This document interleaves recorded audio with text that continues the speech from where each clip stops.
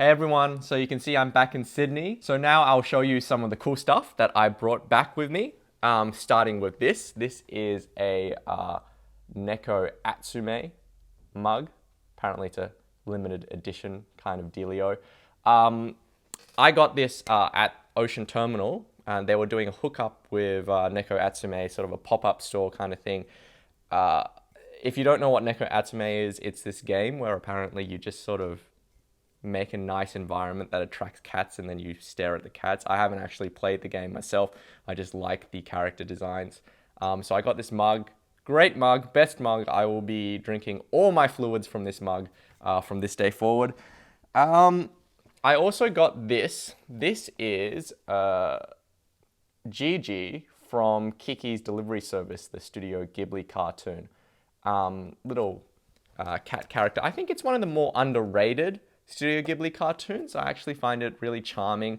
The funny thing is that I grew up with this, with the Cantonese version, and I learnt after I bought this figurine that in the different dubbed versions of this cartoon, Gigi has a different personality. So in the Japanese version, she's a really loyal, wonderful cat servant, very, nice and compassionate or something like that. I don't know, I haven't watched the Japanese version. The Cantonese version and in the English versions, apparently she's like sarcastic and wisecracking. And I actually thought, it's been a bit of a while since I've watched it, I actually thought Gigi was a male character. So I'm going to have to rewatch that, probably with my niece. We're going to watch the Cantonese dub together so that hopefully she can learn a bit of that. Okay, so I will move on to the spiral dots, and I'll give you some reports on some of the stuff that I've mentioned that I bought earlier in the trip and how I feel about it now. I've been experimenting with the spiral dots. So far, they're all right. They're very, very wide bore tips. I didn't actually expect them to be this wide bore, but you can see them on the IMO 2 here. I don't know if you can really see that, but they're basically completely the widest bores that I can find. I don't think that the distribution of the little dots on the inside of the ear tip is actually enough to really dramatically affect the sound. It's probably more likely that just the wide aperture of this bore is making changes to the sound. They're all right tips. I can't really put a finger on exactly what they do to the sound. I feel like they don't necessarily make things more bassy. They just kind of moderate the sound a little even, so they don't really lose that much clarity, but they reduce some of the extremes of the sound. So on the IMO 2, they're pretty nice. On the VSD5S, I quite like them. They add a little more kind of lower mid thickness to the sound and reduce the treble spikes a little, which is something which is welcome on the VSD5, to be quite honest. The TFZ 5 series, I've been having an interesting time with. I haven't listened to it a great deal since I bought it. It is, look, I'll say this. This is a really thick, almost congested sounding in ear, but it's got nice bass. It's got nice, deep, reverberant, controlled bass. The sound signature is not balanced. It's sort of wonky. It's very weird. But at the same time, I can see where people are coming from when they say that this is kind of an addictive sound because it's so rich and deep without being sort of too sludgy. I found that the spin fits, so far, I like the spin fits the most on the TFZ because they bring the treble in a little bit more. I'm sort of torn because when you've been listening to something like the Etymotics ER4XR for a few weeks now, and then you switch to something like this, it's just completely night and day. So I will have to do a bit of a longer listening to evaluate. Right now, I can say that this is a really great option if you're a bass head because this bass is just fantastic. I don't know how much more I could recommend these beyond wanting that really amazing bass response.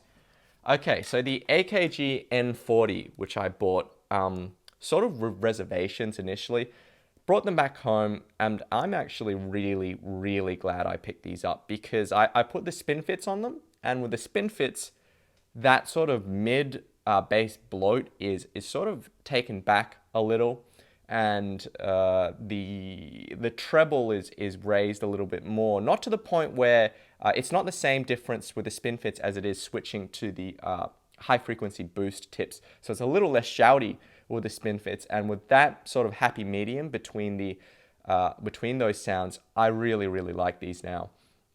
They have a really sort of rich, sort of lower mid-bass sound that I was looking for, something that I really liked in the Audio-Technica IMO3.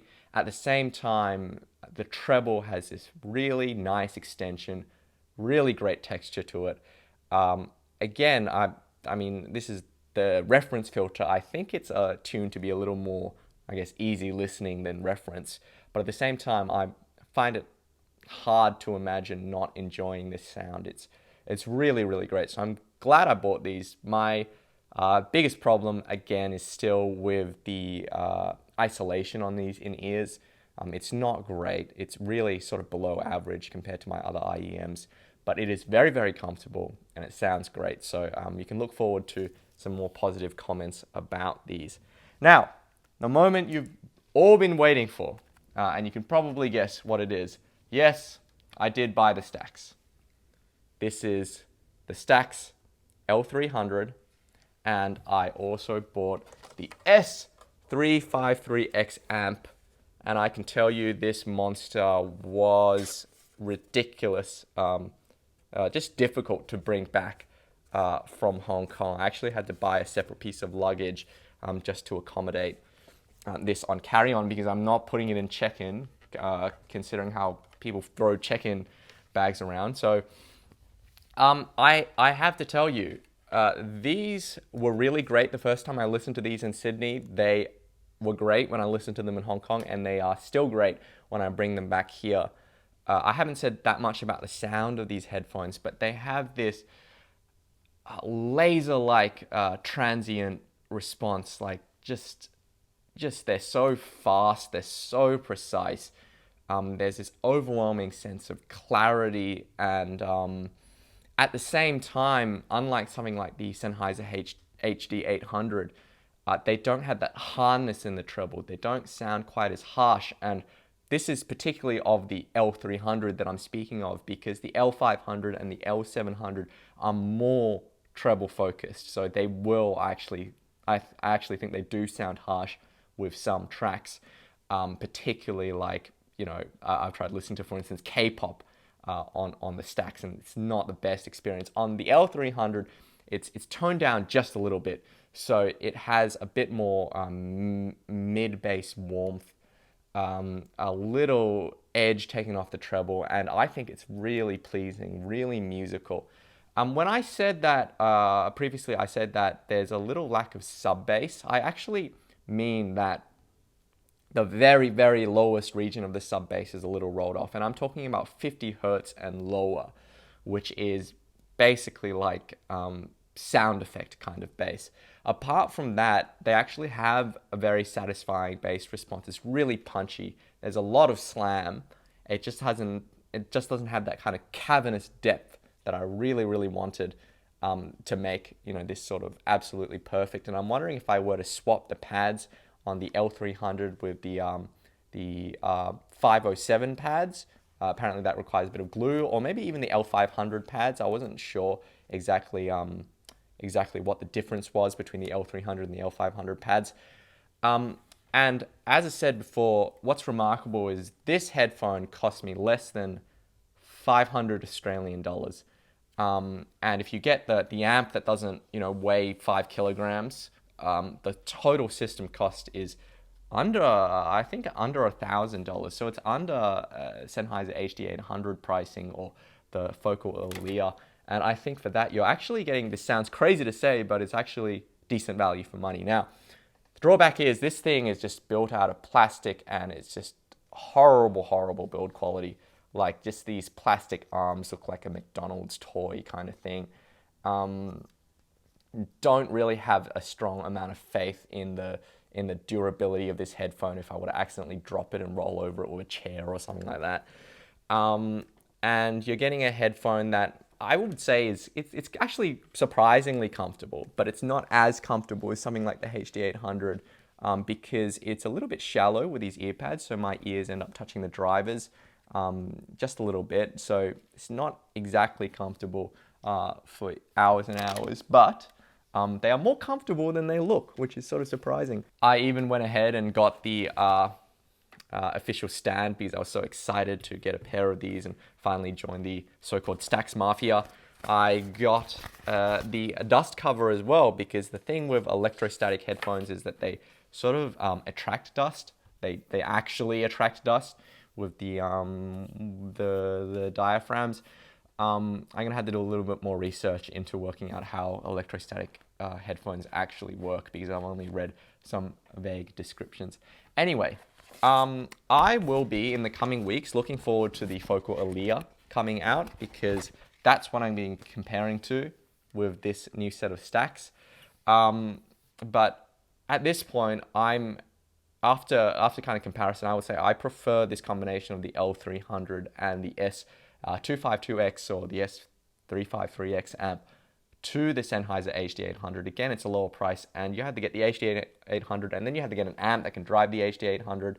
And if you don't like treble, then you pay even more to get the HD800S.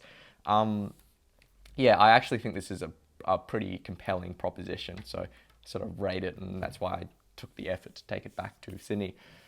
Anyway, I will be back to regular programming next week. I'll see you then, and happy listening.